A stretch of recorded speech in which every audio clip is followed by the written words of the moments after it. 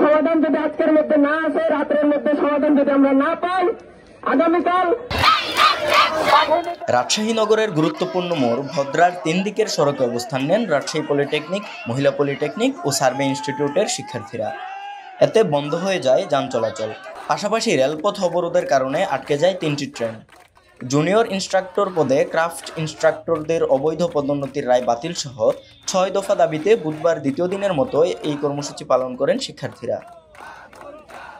আজকে আমাদের বাংলাদেশ কারিগরি ছাত্র আন্দোলন থেকে সম্পূর্ণ বাংলাদেশে বাংলা ব্লক নামের কর্মসূচি আমরা পালন করছি। গতদিনে আমরা অনেক আন্দোলন করে এসেছি, আমাদের আন্দোলনের সম্পূর্ণরূপে ফলাফল আমরা পাইনি।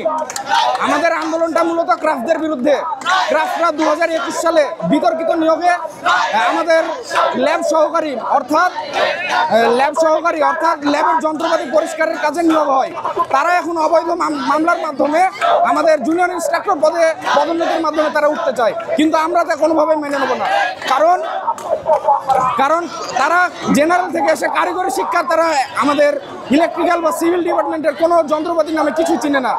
আমরা যদি কোনো মালামাল চাই তাদের কাছে, তারা সেটা দিতে পারে না। তারা এই পর্যায়ে এসে আমাদের ক্লাস কিভাবে নেবে?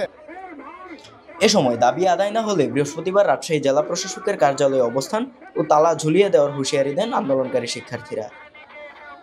সমাধান যদি আজকের মধ্যে না আসে, রাতের মধ্যে সমাধান যদি আমরা না পাই, আগামীকাল রাজশাহী জেলা প্রশাসকের কার্যালয় ঘেরাও করা, রাজশাহী জেলা প্রশাসকের কার্যালয়ে তালা ঝুলানো হবে।